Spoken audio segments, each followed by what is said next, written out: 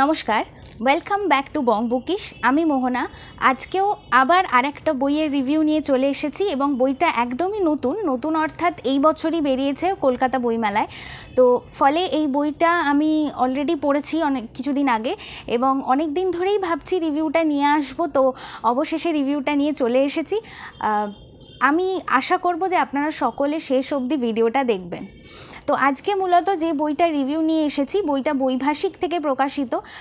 বইটার নাম হচ্ছে আংশিক মেঘলা আকাশ ও মৃত্যুর সম্ভাবনা, লিখেছেন অরূপ রতন সমাজদার। কভারটা একটু দেখিয়ে দিই। এইটা হচ্ছে বইটার প্রচ্ছদ এবং এটার মুদ্রিত মূল্য হচ্ছে 875 টাকা।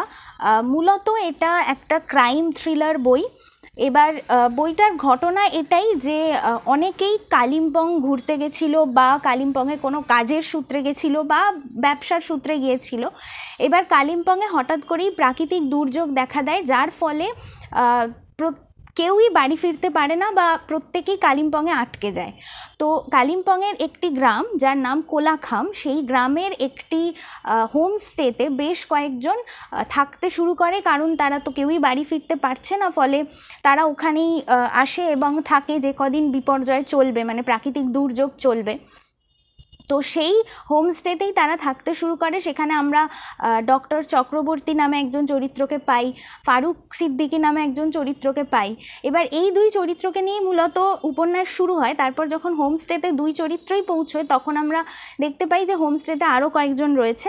তো এইভাবে আমরা চরিত্রগুলোকে চিনতে শুরু করি এবং তারপরে যেটা হয় সেটা হচ্ছে হোমস্টেতে একটি খুন হয়। এবার সাধারণত খুন যখন হয় তখন একটাতেই থেমে থাকে না। এই হচ্ছে উপন্যাসের মেন প্লট। এবার তারপর কি হয় বা কিভাবে হয় এটা সম্পূর্ণভাবে জানতে আপনাকে বইটা পড়তে হবে। প্রথমেই বলি যে বইটা একটা ক্রাইম থ্রিলার হলেও নর্মাল যে থ্রিলারের একটা বর্তমানে ট্রেন্ড চলছে এবং সেই থ্রিলারের যে বই প্রচুর আপনারা হয়তো দেখে থাকবেন, এই বই সেই গোত্রে একেবারেই পড়ে না। কোন গোত্রে ফেলতে পারেন সেটা যদি বলতে চাই তাহলে বলবো সাক্ষ্যজিৎ ভট্টাচার্যের শেষ মৃত পাখি যদি পড়ে থাকেন তাহলে আংশিক মেঘলা আকাশ ও মৃত্যুর সম্ভাবনাও ওই একই গোত্রে পড়ে। এবং এটা সাধারণ একটা নর্মাল ক্রাইম থ্রিলার নয়, এখানে অনেক কিছু মিলেমিশে আছে, যেটা আমার ভীষণ ভালো লাগে, যে সাধারণ ক্রাইম থ্রিলারের থেকে বেশ আলাদা। এবং এখানেও কিন্তু পুলিশই পুরো ব্যাপারটাকে ইনভেস্টিগেট করে এবং ওই যে গেস্টরা যারা এসেছিল তার মধ্যে যার নাম বললাম ফারুক সিদ্দিকী, তিনি আসলে অবসরপ্রাপ্ত পুলিশ ছিলেন। তো ফলে তিনি মূলত ব্যাপারটাকে ইনভেস্টিগেট করছেন এবং তার মাধ্যমে আমরাও এই উপন্যাসটাকে ইনভেস্টিগেট করছি। এটাই মূলত উপন্যাসটার গল্প। প্রথমেই বলি যে লেখকের এটা প্রথম বই, মানে এটা আমি ভাবতেই পারিনি যখন পড়া শুরু করেছি যে কি করে এটা লেখকের প্রথম বই হতে পারে। এত সুন্দর ভাষা বা এত সুন্দরভাবে লেখা, মানে কল্পনা করা যায় না। যেভাবে উনি প্রাকৃতিক যে বর্ণনাগুলো দিয়েছেন, যেটা প্রাকৃতিক দুর্যোগ, আসলে ওখানে যখন কোথাও কেউ দুর্যোগে আটকে পড়ে তখন আর প্রকৃতিকে রোম্যান্টিসাইজ কিন্তু করা যায় না। মানে অর্থাৎ আমরা বৃষ্টি নিয়ে অনেক রোম্যান্টিসিজম করি, কিন্তু যখন আমরা বৃষ্টিতে রাস্তায় আটকে পড়ি তখন কিন্তু আমাদের আর বৃষ্টিকে রোম্যান্টিক মনে হয় না, বরং মনে হয় খুবই জঘন্য একটা জিনিস, কখন বাড়ি পৌঁছবো ইত্যাদি। তো এখানেও সেরকমই, মানে এটা যে এই পুরো উপন্যাসটা যে পাহাড়ের উপর বেসড, এখানে কোথাওই পাহাড় বা বৃষ্টিকে কিন্তু অতিরিক্ত রোম্যান্টিসাইজ করা হয়নি, বরং দেখানো হয়েছে যে দুর্যোগে আটকে পড়লে মানে কীরকম অত্যন্ত বাজে অনুভূতি হয় সেইটা কিন্তু এখানে দেখানো হয়েছে। ফলে তারপরেও প্রাকৃতিক যে সমস্ত বর্ণনা লেখক লিখেছেন তারপরে কোথাও আপনার মনে হবে না যে এটা লেখকের প্রথম বই। দ্বিতীয়ত, এর মধ্যে আপনি কিছুটা হলেও যদি আগাথা ক্রিস্টি পড়ে থাকেন তাহলে হয়তো আগাথা ক্রিস্টির লেখার ধাঁচ পাবেন, কারণ লেখক এখানে প্রথমেই বলে দিয়েছেন যে উনি প্রচুর বই পড়েছেন, এই বইটা লেখার আগে প্রচুর ক্রাইম থ্রিলার বই পড়েছেন এবং তার মধ্যে বেশিরভাগ মানে অনেকটাই হচ্ছে আগাথা ক্রিস্টির বইও পড়েছেন। তো ফলে সেই একটা আমেজ আপনি এই বইটাতেও পাবেন। তৃতীয় হচ্ছে যে ভাষার ব্যবহার বা শব্দের ব্যবহার আমার ভীষণ ভালো লেগেছে, এবং কিছু কিছু বর্ণনা বা কিছু কিছু স্যাটায়ার, মানে কিছু কিছু জায়গায় স্যাটায়ার বা ফানি মোমেন্টস যেগুলো রাখা হয়েছে সেগুলো বেশ ভালো লেগেছে।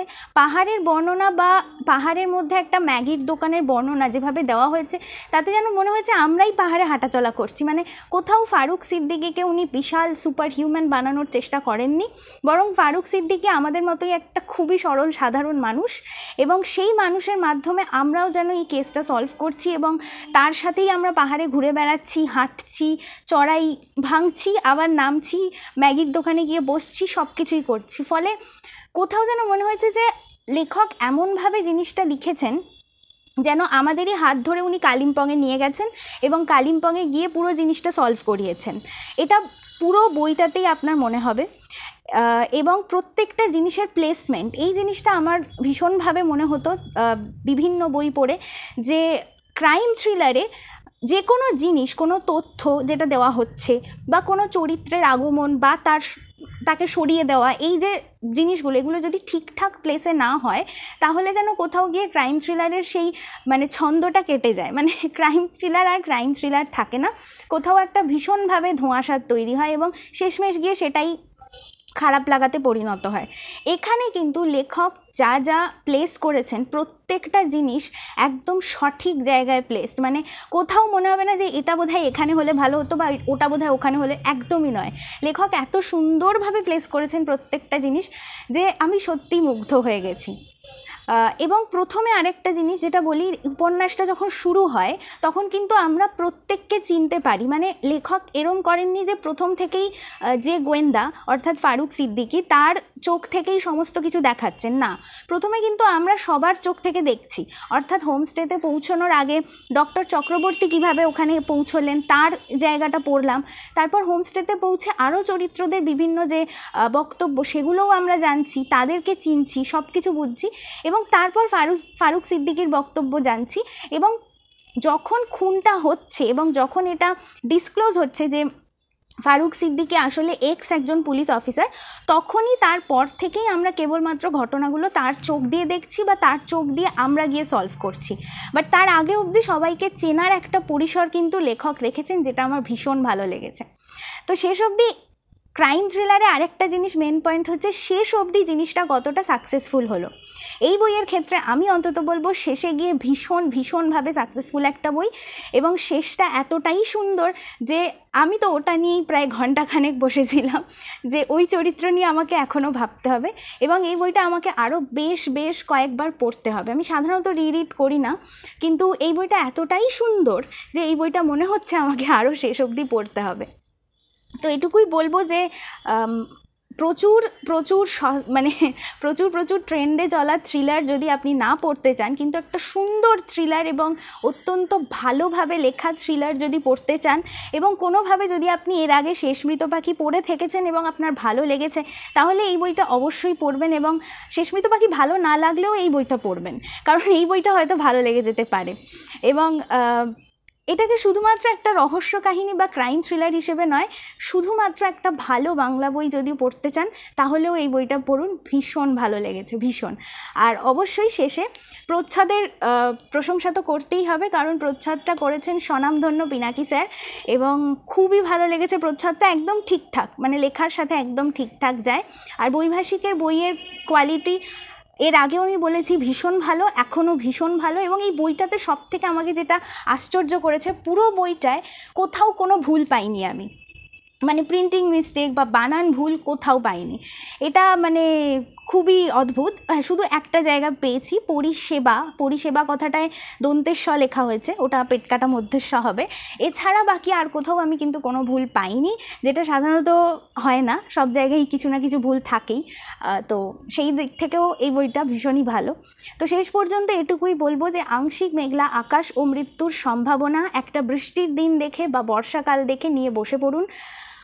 অনবদ্য লাগবে এবং আমি সেটুকুর গ্যারেন্টি দিতে পারি। শেষে লেখকের জন্য বক্তব্য এটুকুই থাকবে যে এটা যদি প্রথম বই হয় তাহলে এর পরেরগুলো ঠিক কী হতে চলেছে, মানে প্রথমটাতেই আমি ক্লিন বোল্ড হয়ে গেছি, মানে ক্লিন বোল্ড একদম, তাহলে পরেরগুলোতে কি হতে পারে সেটাই আমি ভাবছি।